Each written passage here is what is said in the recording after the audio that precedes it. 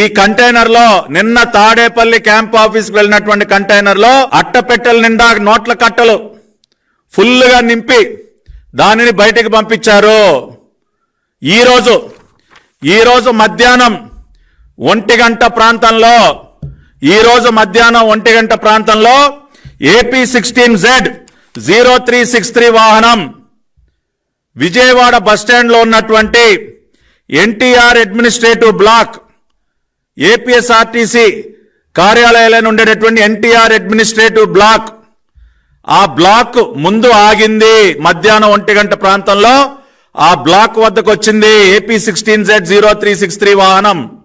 ఏ వాహనం అయితే నిన్న తాడేపల్లి ప్యాలెస్ లోకి వెళ్లి బయటకు వచ్చిందో ఆ వాహనం ఇవాళ మధ్యాహ్నం 1 గంట ప్రాంతంలో Vijayawada bus stand NTR administrative block బయట ఆగింది.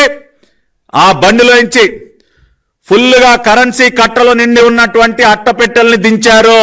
కరెన్సీ కట్టలతో నిండినటువంటి అట్టపెట్టెల్ని ఆ బండిలోంచి దింపి ఎక్కడికి తీసుకెళ్లారో కూడా చెప్తా ఉన్నా. ఆ బిల్డింగ్ లో ఉన్నటువంటి డిపో క్లర్క్ ఎర్నింగ్స్ అంటే క్యాష్ క్లర్క్ డీసీ అంటారు. డిపో క్లర్క్ ఎర్నింగ్స్ ఆయన గదిలోకి తీసుకెళ్లి అక్కడ లెక్క పెడతా ఉన్నారు. ఇప్పుడు ఈ నిమిషాన్ని కూడా కౌంటింగ్ జరుగుతా ఉంది.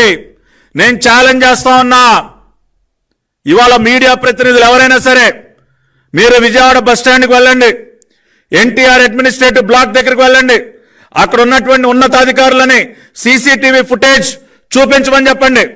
ఏపీ 16Z0363 ఈ బండి నిన్న తాడేపల్లి ప్యాలెస్ లోపలికి వెళ్లి బయటకు వచ్చినటువంటి ఈ కంటైనర్ ట్రక్ వచ్చిందా లేదా సీసీటీవీ ఫుటేజ్ బయట పెట్టాలి. ఇవాళ ఆర్టీసీ యాజమాన్యాన్ని తెలుగుదేశం పార్టీ పక్షాన్ని డిమాండ్ చేస్తూ ఉన్నాం. ఆ ట్రక్కులో నుంచి అట్టపెట్టెలు దిగాయా లేదా? నోట్ల కట్టలతో నిండి ఉన్నటువంటి అట్టపెట్టెలు దిగాయి. ఇప్పుడు ఈ నిమిషాన డిపో క్లర్క్ ఎర్నింగ్స్, ఈయన్ని క్యాష్ క్లర్క్ అని కూడా అంటారు, cash clerk DC, depot clerk earning chamber లో కౌంటింగ్ మిషన్లు పెట్టి మరి ఆ నోట్ల కట్టలని లెక్క పెడుతూ ఉన్నారు. కొన్ని కోట్ల రూపాయలు అట్టపెట్టెలు అక్కడికి దిగాయి.